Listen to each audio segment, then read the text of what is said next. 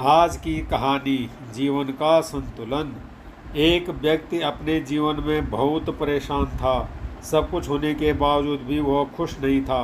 एक दिन वह अपने गुरुजी के पास गया और उन्हें अपनी समस्या बताते हुए बोला, गुरुजी, आपने मुझे सफलता प्राप्ति के लिए मेहनत और लगन से काम करने की सलाह दी थी।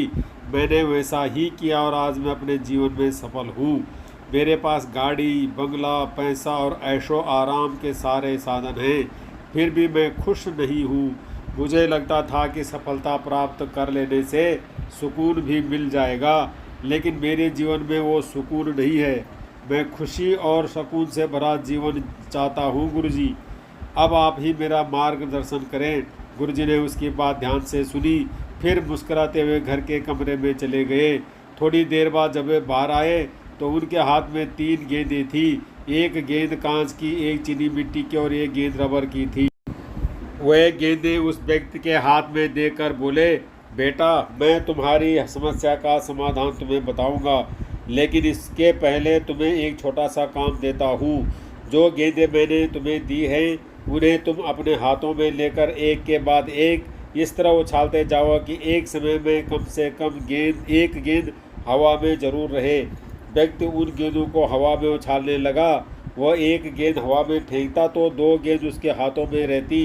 जब हवा में उछाली गई गेंद नीचे गिरने वाली होती तो वह हाथ में रखी गेंदों में से एक को हवा में उछालकर उस गेंद को पकड़ लेता। ये सिलसिला इसी तरह चल रहा था। इस तरह गुरुजी के कहे अनुसार एक समय में एक गेंद हवा में अवश्य रहती थी।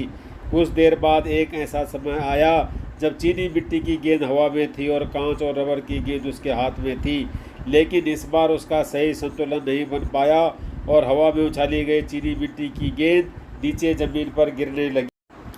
चीनी मिट्टी की गेंद सबसे ज़्यादा कीमती थी, इसलिए व्यक्ति ने सोचा, जब 2 ही गेंद जमीन में गिरने से बचाई जा सकती हैं तो चीनी मिट्टी और कांच की गेंद को बचाना ज़्यादा सही है। उसने तुरंत अपने हाथ में से रबर की गेंद नीचे गिरा दी और चीनी मिट्टी की गेंद पकड़ ली। गेंद गिरने से वह दुखी हो गया क्योंकि वह गुरुजी का बताया गया काम सही तरीके से पूरा नहीं कर पाया।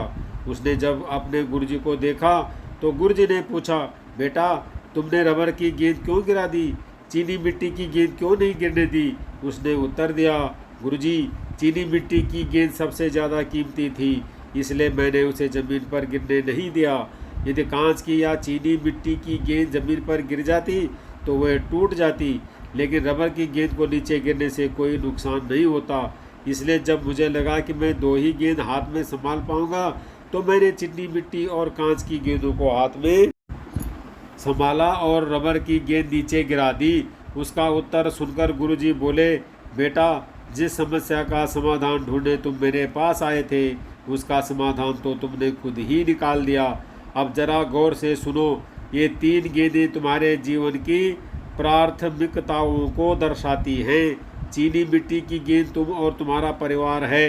कांच की गेंद तुम्हारी नौकरी, व्यवसाय, पैसे और जीवन के आवश्यक साधन हैं। रबर की गेंद वो विलासिता की चीज़ें हैं जिनके बिना भी जीवन आराम के कट सकता है, जैसे महंगा मोबाइल, महंगी घड़ी और अन्य महंगे शौक।